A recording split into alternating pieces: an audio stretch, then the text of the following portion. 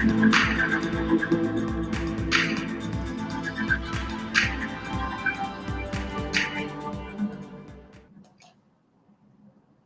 are joined today from Romania by Monica Suma. Welcome. Hi. Thank you for having me. Oh, my pleasure. You and I first met at a Travel Massive event some years ago in New York. And my experience of Travel Massive is there's some people that are two-fisting the drinks and running entirely to the bar, and others that you can have a conversation with. And do you remember which year it was? Well, when I asked when you moved from New York, I got my dates wrong. So it was probably like 2012 or 13 or so. Yeah, it's possible. Yeah. Maybe even earlier. Could be, yeah. I was. I remember. I was commuting from China to New York 2008 to 10. So it could have been, anywhere from 10 onward, probably. Mm-hmm. But, so there's a sweep of time. Living in New York, living in Paris, both the dreams of so many people, travelers. No, I wasn't in Paris. I was close to Lyon, which is in the French Alps, which is still not too bad. Might even talk to that. So let's go right there then. You spent years in New York, and you decided next was France. How did you structure that, and how did you pick your target? Well, I didn't pick it. It picked me. In both both times that I moved, both to New York and France, it was for personal reasons. I met someone, and I just kind of decided to move. Basically after 9 years of New York, I was a bit at that point where I wanted a change from the city, and I wasn't really sure how or where, or it just kind of was starting to tire me a little bit. And that's when, very funnily, I went to a Travel Massive event where I met my future partner, and that's how it wasn't immediately we met in New York, but then we traveled a little bit together for a few months. And he was also in the industry, but slightly different, because he was a photojournalist and doing a lot of traditional journalism, and he was living in France, French. And so we were just traveling, and that's how I went to France. And I just put my stuff in storage for a few months, and I wanted to see how it was. And at the same time, France was closer to home and my family than New York was, so it was also kind of like a natural process of visiting home as well at the same time. That's how I kind of, within a year, it was like 10 months that I didn't come back to New York. And then when I did finally come back, it was to kind of clear my storage and move back to Europe. So it was kind of organic. It wasn't planned. It wasn't like, I want to move to France. It was the same with the US. It wasn't like, I want to live in the US or I want to live in New York. It just sort of happened. And so people are predicting the demise of New York as a destination that draws people like yourself. It's funny because I read this op-ed from Jerry Seinfeld in the New York Times. And I really loved it because it was short but to the point. And I think he's right. I mean, New York is just a place you can't really compare to anywhere else. And it can work for you forever or for a number of years or for a number of reasons. But basically, he was right. There's a certain energy that you can't replicate. And it doesn't mean that if it's tough now, it's going to last forever and ever. Nothing is going to come back and everything is, it's the same doom and gloom everywhere. It's just, you just have to adapt and kind of yeah, not be so drastic about it. But I really like that article.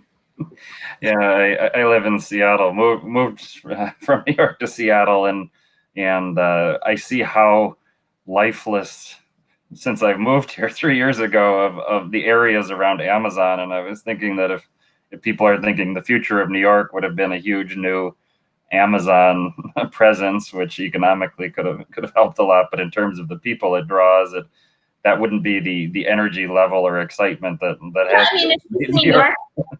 What I like about it is that it's so diverse, and even the people that, I mean, for me as a European, born European, it would have been difficult to live somewhere in mid-America and just be, drive everywhere for 2 hours. It's just, I can't really cope with that. I need some sort of walking surroundings and culture and access to fresh food. And it's just very different. I think New York gives this energy and diversity, and you have various different countries within one city. And it can be at the same time very overwhelming. Of course, its quality of life is not as high as people think it is. So there's definitely a lot that you're sacrificing if you're, living there for a long time. But I think the things you get out of it and the experience and the people you meet is just, I think everyone should do it at some point in their life. Or yeah. And in a creative industry such as yourself, I feel like it's a bit like having attended a famous university in a way that is a credential you can mention, and it comes with it. People assume that you've had those rough and tumble experiences and access. Exactly. And there's so many things that, like it really makes you, I mean, it's a cliche, but it makes you stronger. I mean, there's so many things you have to deal with that people don't realize. I mean, for me, it was, you wouldn't believe this, but it's a lot of French people were making fun of me. Why would you move from New York to like a mid-city in France? And I mean, and this is the case, I think, anywhere you move. It's like you move to the middle of nowhere, forgotten, God-forsaken place. It's just like people think everything is like glamorous, and you're shopping all day and you're going to like, it's crazy. And so I have a few articles that I haven't published yet, but like I'm trying to like explain people. It's not everything is so over the top amazing. Like you would never believe that, having a dish, laundry in your apartment is such a luxurious thing. It's just people don't realize. That is something I treasure moving to Seattle. The first thing I look at is there I don't know, your oven to put extra God knows what. It's just like, it's really, after a while you're like, okay, I need more space. I don't want to live like this. Or even the subway system, it can really make you a little bit crazy after. I would walk a lot of long distances to be in a happier frame of mind than sometimes burrowing into the subway on a hot summer's day. Exactly. It's like at the when you need it the most, and you want to go somewhere, and you want to go from like, I don't know, Brooklyn to Manhattan, and it's not running because of construction, and the alternative is a $30 taxi ride. It's just like, oh. Would you consider yourself a digital nomad in your profession, or? No, I never was, and I never will be. I'm not. I love to travel, but I cannot. I like to have a base. So when I travel, if it's for a few weeks, that's fine. But I cannot be just with a backpack or a suitcase and move all the time. And I just don't like that. I think there are various layers of travel styles. Mm-hmm. And I can definitely do it for some weeks or months, but it doesn't work for me. And so moving to Lyon for personal reasons, talk about how you transitioned the work you do from New York, where presumably you have access to a lot more of the opportunities, to Lyon, where you're seeking them out remotely. The whole French chapter was a bit challenging for me, just because the French society, is amazing as it is, it's much more French focused. So first of all, it's very difficult if you don't speak the language, or at least, get by, which I mean, as a Romanian, I could understand quite a bit, but of course I wasn't necessarily fluent speaker. I knew Spanish, which I learned it in high school, but speaking French is a bit different. So I started taking some classes and I started getting better at it.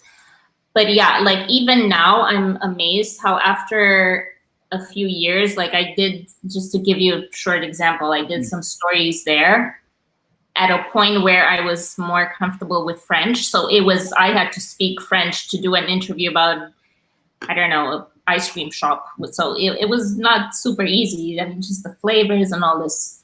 And the people that I interviewed some 2 years ago, they wrote to me, oh, we moved shop and whatever. So, but just the idea that they wrote me in French, knowing that I'm not French, and so it's just like the perception is all very French minded. And so for me, it was a bit difficult coming from New York. And it's also very strict in a way. Like, for instance, lunchtime is, I mean, it's both good, but it can also be like a adjustment. You go for lunch, and if you miss, I don't know, if you're not there until 2 p.m. or 1:30, there's no longer serving lunch, and then the place is closed down until 5. Or if you're visiting, let's say you're a tourist, you're visiting in August, like a lot of places, even in the big cities, are closed for like 3 weeks. And if you don't know these things, you might go to a lot of places and they're just like, sorry, it's closed. Or just a lot of things that, for me, after living in a place like New York, where everything is available more or less at any time of day or night, and even I'll tell you later, after I moved to Romania, the structure, very structured mindset, or you email someone, and if they're away, they will answer in 3 weeks. That's just not something I was comfortable with. And they're very French minded. You'll go to a party, to an event, and they'll be like, very nice. But then after 2 sentences, everything goes back to French. So you're better off if you understand a little bit. And so for long-term living, you have to really immerse yourself in the French culture and language. And I think that's the best way to go about it. And it's just a very different culture. You have a interest in food and are doing food writing. The only time I've been to Lyon was a business trip to nearby Grenoble, where I flew in, and that's where I spend lots of time. Yes, and I wonder, maybe we can talk about that as a destination as well. On the connecting flight from Paris, I was next to 2 French executives that were going to Lyon specifically to eat. So I didn't know this until I moved to France. Lyon is actually the gastronomy capital in France, just because historically they have all these like taverns called bouchons. And it's like the working man's tavern, and they serve a lot of traditional French food. But also because of a lot of chefs are from there, or they started cooking schools. Basically there are a lot of very high rated restaurants to try and various specialties, and it's a beautiful city that I think not a lot of people know that there's more than just Paris to in terms of gastronomy. And yeah, and I went a few times and I tried some of these bouchons and they were amazing. There's like this artisan ice cream place. They have, I don't even remember now, I don't know, 80 flavors of ice cream where 80% of the ingredients are natural, the pure fruit, or they even make ice cream of, I don't know, onion or foie gras, and they sell it to fine dining restaurants all over France, or in some very high-end boutiques and shops. And so it's fascinating. And just, you go to this place. I mean, I just discovered it by chance. You go to this place it's like in a fairly known market in the old town. And there's like, just like dozens of people. I mean, you can't miss it. You can't like cross, and it's amazing. So after this was maybe 2 years in that I was there, and I was a bit more comfortable with my speaking French, or being understood more or less. And I went to interview them, and I tried all these, scoops of ice cream, and it was all in French. And I was like, oh my God, I managed to do some interviews in French. And yeah, it's congrats, and what a great find. I think there is that intimidation factor for so many of us, not these themes about needing to speak French. So before I ask you what we should order in Lyon, if we just stumble into whatever cafe, restaurant on the street we're on, are there any dishes that we should not order where they will say, oh, these ridiculous foreigners, that's a Paris dish, or that's a whatever dish? Well, it depends how bold you are. I remember I went to one, I don't remember the name now, it was some time ago, but they have these sausages that are basically blood sausages. And it can look a bit intimidating to, the look of it, and also it's not the most, especially for an American, the most, easy thing. But I tried them and they were actually quite good. And they have this other dish that I just didn't like. I forgot the name in French, but it's not, they have the thing is with the traditional bouchon food, it's very, and in French cuisine in general, it's a lot of like meat, a lot of like, I don't know, head of veal or brain, or really forward things that you have to kind of be a bit, either not ask what it is or just kind of try it. But generally it's very good. It's just, it can be quite heavy at the same time. So are there some iconic dishes we must try if we have the bouchon dining experience? Yeah, there's this I forgot the name. Wait, I tell you.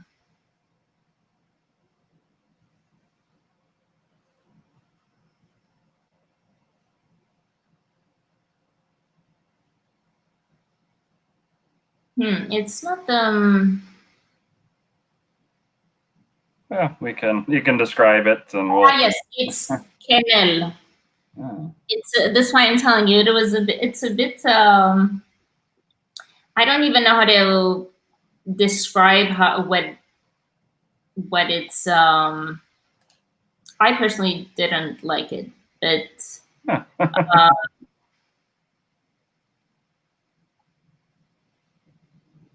Yeah, it's all in these bouchons.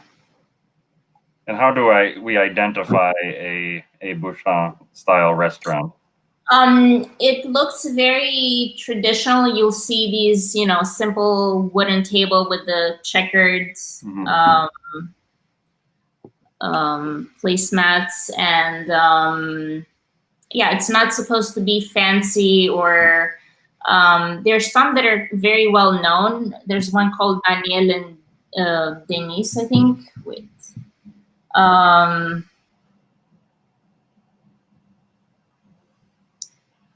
and yes, Daniel and Denis, and they're in several areas. And that's a really good one that I recommend. Yeah, and just like walking around and seeing where you generally tend to see locals, and a place that's not too, it's a bit unassuming but very popular, that's and traditional looking, that's most likely a Bouchon. Excellent. And so nearby Grenoble, or as I said, I just went on a business trip, had no idea, and it's one of those where talk about quality of life, a backdrop of the mountains, gorgeous. Yeah, if you're a mountain person, Grenoble is amazing. You just wake up and it doesn't even, in most places where you are, you will see the peaks of the mountains, and it's amazing. Yeah. The client I was visiting, a huge campus of a big multinational company, they had on-site ski waxing for employees to head out in the afternoon. So that I thought that's an employee perk I would enjoy. Yeah, and it's a nice atmosphere because it's also a university city, so there are a lot of students from all over. And also they have this heritage with like literary figures, French figures, and so there's lots of things to do besides, hiking or going skiing, or it's a nice city, and it's also it's like an hour from Lyon, so it's it's convenient to get there. Well, let's return you home, which after so many years away, it is, as you said, like starting anew, Romania. Yes. And you are from where and based where in Romania? I'm from and I was born here. I'm living in Bucharest, which is the capital. And I was born more in the north, but my father was from here, and basically I consider myself from here because I've been here most of the time. So this is more like in the south of the country. My own visit, I've only been once, and to my shame, only really one region, the northeast. So I went to Suceava, Iași, and then on into Moldova and Transnistria. So you saw the monasteries, I'm assuming. And it was beautiful. Have you reached Bukovina, which is a bit more, close to Suceava? I believe so. I should have refreshed some of my notes on.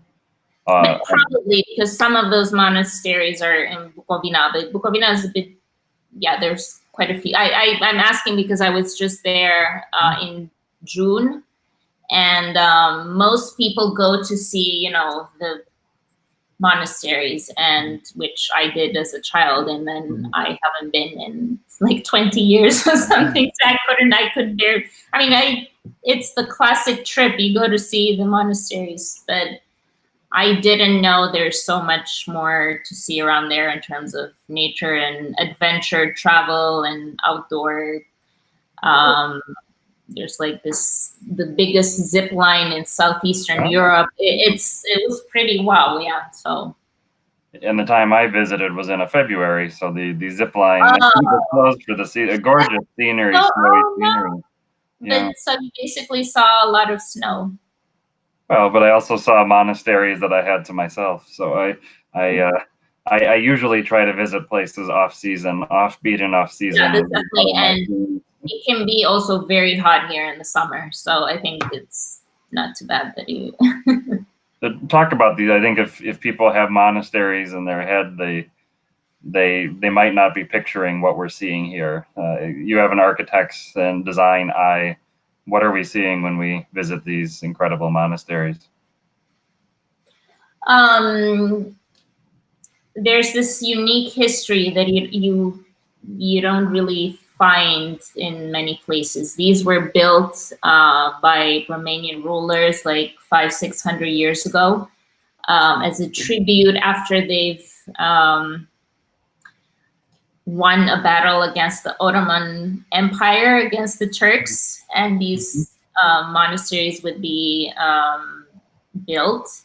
And what's unique about them is both inside and out is the painting of the frescoes.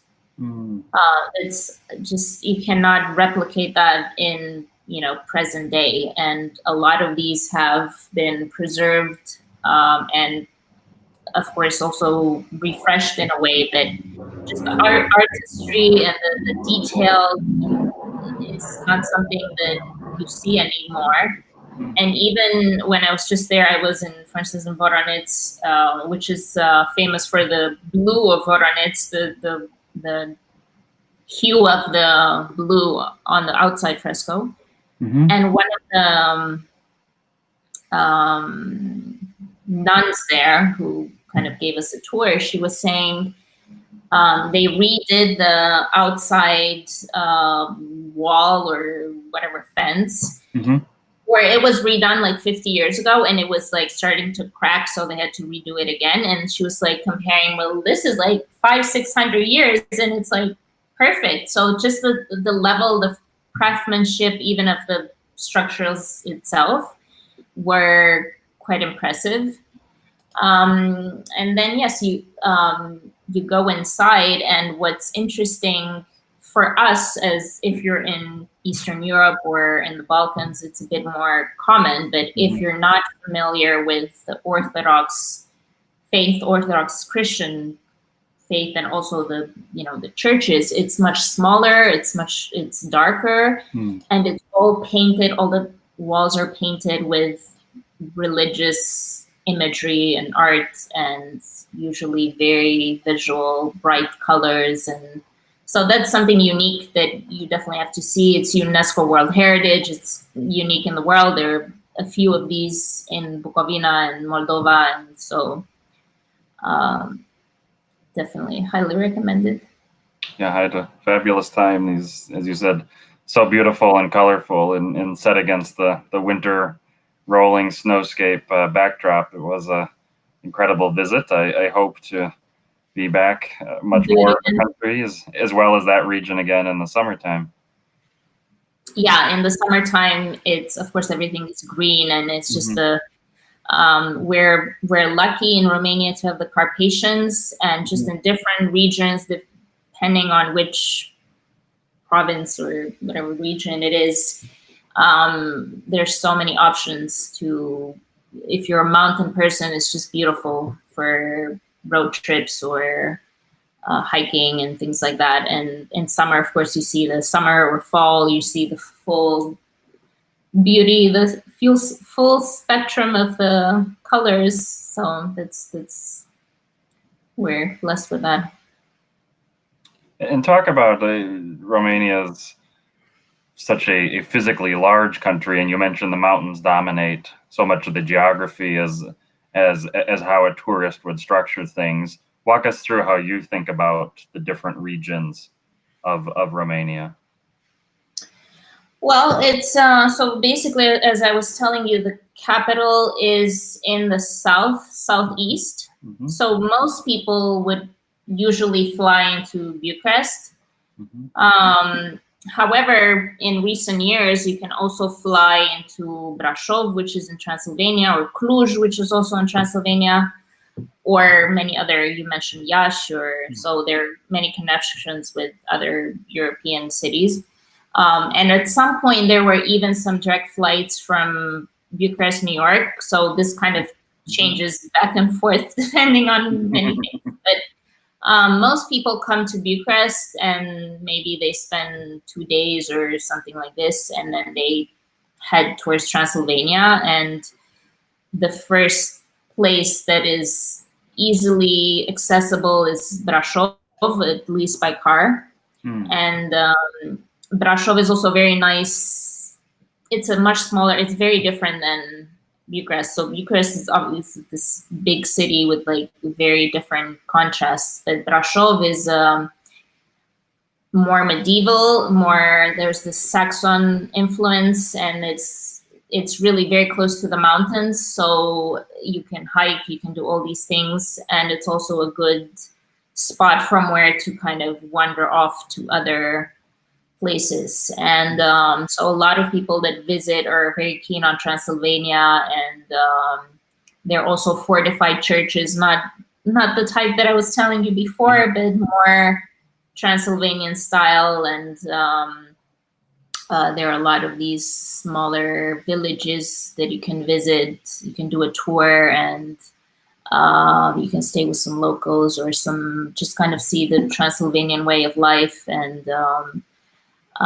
you can wander off to Cluj, which is the unofficial capital of Transylvania, and it's also a very artsy, cultural place, and also a student city. So there are many things you can do there. At the same time, of course, Romania has the Carpathians, so you can plan some hikes, and the highest peak is like 2,100 meters. I'm not sure in the American feet and all that. Don't worry about that. We're goofy.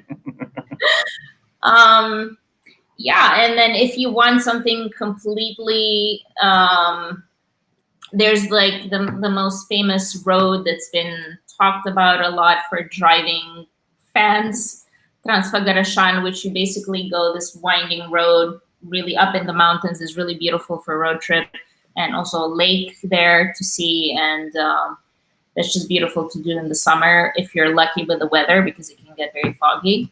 There's Maramuresh as well, which I haven't been to, I have to admit. It's much more northwest, and it's further away, and it's really it's one of the places where you really feel like you're 100 years ago. It's just the locals, they still do their traditional crafts, and when their water mills, and it's very nice. And it's good to spend several days there, and there are a lot of funny sites like the Mary Cemetery and wooden churches, and so that's very nice. And then of course, there's Moldova, which you've seen, which is much more traditional and historic. And then I also recommend, and this has been... Interrupt, I would say that, explain the relationship between Romania and Moldova as far as culture, language. You mean Moldova? I meant the Moldova in Romania, the region. So that's even There's good. Also Moldova, the country, which used to be part of Romania. So it's the same language. It's just a slightly different accent, but it's similar. And basically, Moldova has this region called Basarabia, and historically it used to be part of Romania, and then it went to Moldova. And so, to me, it's it's a sort of Romania, but of course, since some time it's a different country. But very similar. Very similar to our Moldova and Romania. So I see.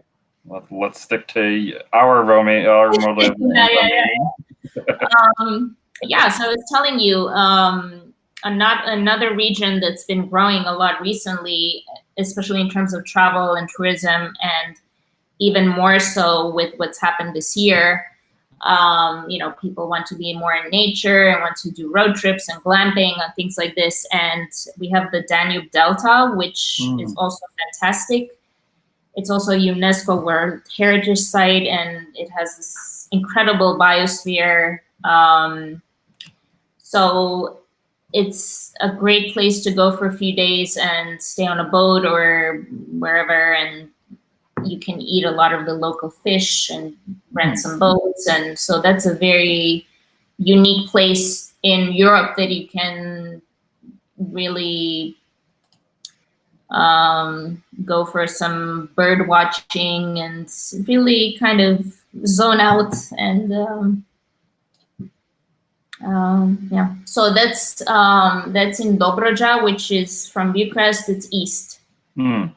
So in terms of location, and I think we've taken most of the circle around the country, except this heading west.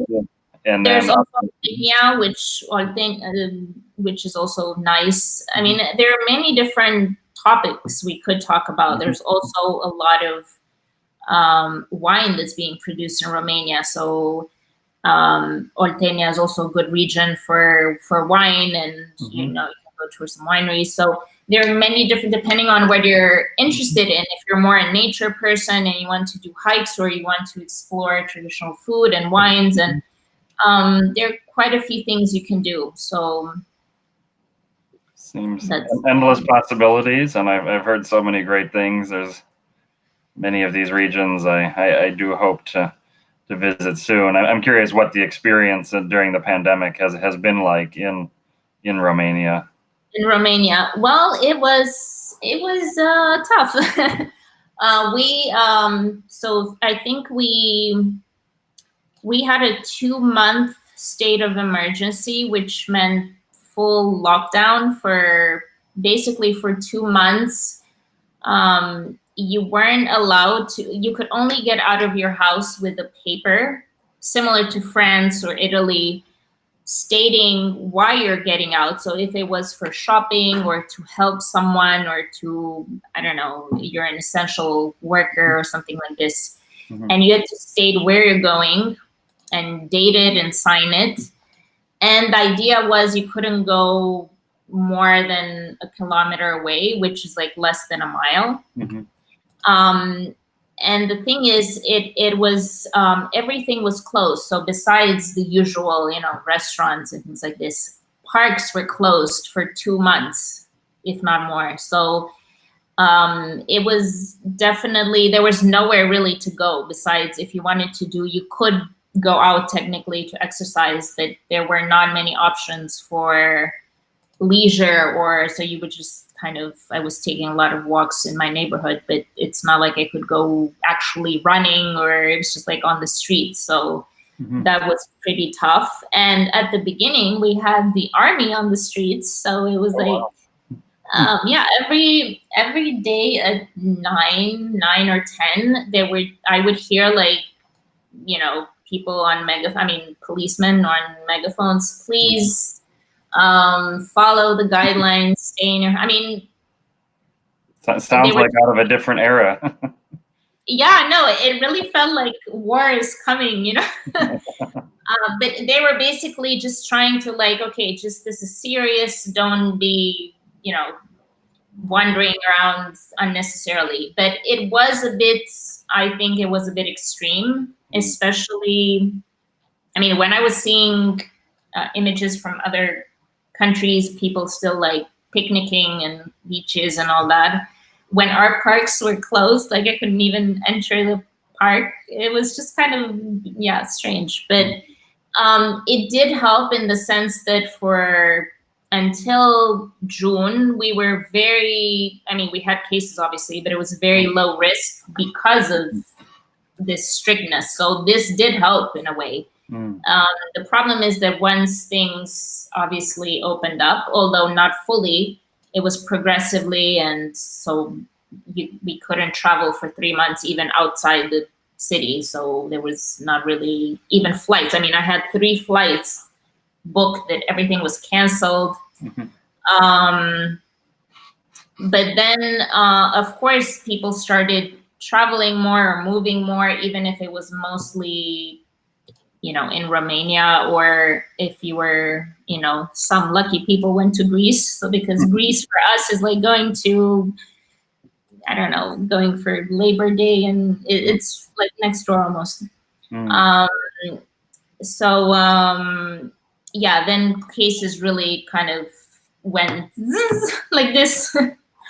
So then, now we're, of course, if you want to go in many places, you have to quarantine for 2 weeks. So it's not really, life has gotten a bit more fluid, but at the same time, you can't travel that much internationally because unless you want to, quarantine for 2 weeks, or in some places you have to take a COVID test, and then if it's negative, you can go. But it was pretty, for instance, only today, September 1st, they opened restaurants indoors. We were the only EU country that had not opened restaurants indoors. So we were pretty strict with some things. At the same time, a lot of people were crowding we have a lot of the culture of cafes and terraces, and it's very big. So a lot of people are like, okay, you don't let us eat inside like, very distance, but then maybe there are a lot of people outside. And even if it's like, obviously not the same spacing as before, this doesn't mean that if you're outside, it's impossible to get anything. So there were a lot of issues, but we'll see how it goes. But it definitely, it for sure shows that while we were at home for some months, hospitals were definitely not packed as they are now in a way. So it does show that this has some effects. So excellent. And talk about how you've pivoted your business. So I understand, of course, with travel down, you've been doing a lot more food writing, for instance. Yeah, this has started back again, but it's still very, kind of in a different way. But so yeah, I can't do that much international travel, but it's been good I think for all of us in whatever country we're in, to kind of do more travel in our own countries and kind of see the opportunities that you maybe have right in your face, that you kind of were always, oh, it's just there, I'll do it. I can do it anytime, but you never do it. So, and I've seen this from a lot of friends from many countries, that they're like, oh, I never knew this existed, this region, this place, this whatever. So this has been good to travel a bit more here. And also, yeah, I've really been very keen to support local businesses and small businesses in particular. During the lockdown, everyone was ordering even groceries, like, vegetables and local seasonal things that you would only get in certain months. And people, in order to survive and kind of pivot to kind of sustain their business, would do all sorts of deliveries. You would never have thought imaginable before that you would go buy, you would have someone deliver you lettuce or something. It's crazy. But that's what's happened. And a lot of businesses have done this, or they've started, restaurants that do sort of farm to table dishes. They started doing their own in-house grocery, little spreads and things. So it kind of goes to show how you have to look at the situation, accept it, and try to do something with it so that you help the local community and you survive. And yeah, I see a lot of people have started doing, all sorts of online shops, and so I think that's great that it can also continue in this way. So fantastic. And we'll close with an audience question from Debjit. This is your chance to speak for Romania tourism and cuisine. So he's saying, tell us a little bit more about Romanian cuisine. I always like to describe it as the equivalent of a warm hug, as it's so delicious and comforting. Why do you think it's not more popular internationally?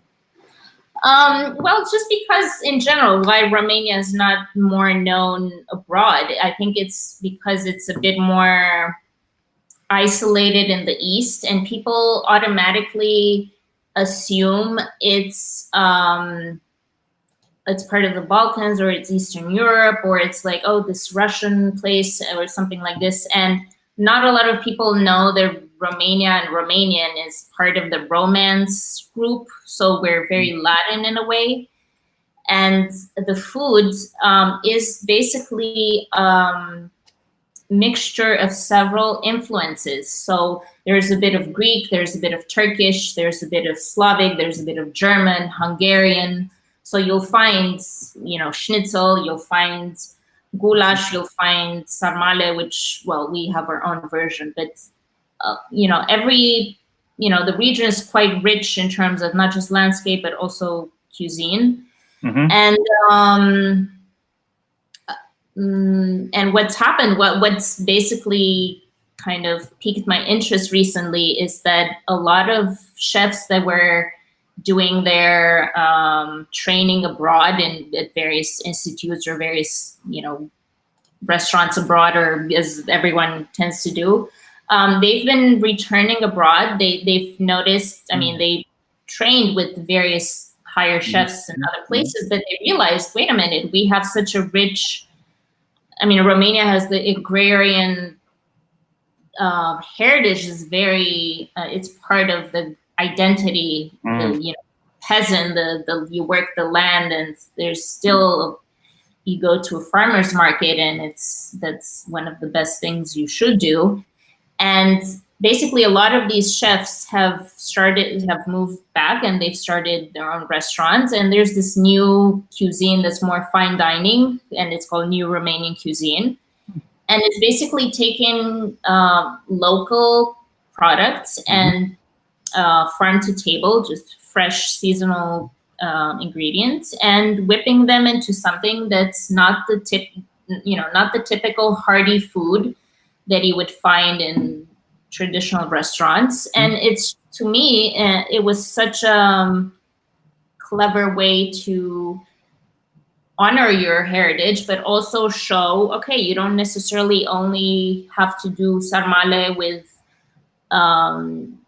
pork and meat and rice. You can do it with other ingredients, and it's just it's beautiful. It's a celebration of all these ingredients, and for me, it's just been such a source of inspiration. And it's, for someone, I see also another comment, for someone that was here even 5 years ago, let alone 10 years ago, none of these places existed. It's for me, in Bucharest, for instance, Bucharest has become a top city for specialty coffee in Europe. Like, who would even guess this? Yeah. Or, it's very good for digital nomads that you were asking me. There's Wi-Fi's everywhere. And so there are these contrasts. There's still obviously some communism scars that are very evident, but at the same time, the younger generation that has been abroad, and they're very open to various things, have been really changing things, and cuisine is definitely one of them. So I definitely recommend some New Romanian Cuisine. I wrote some things about it, so you can find some of these places. Yes, and please share those in the show notes to the comments so we can read more, in an uplifting way to close. Thank you for joining us today, Monica.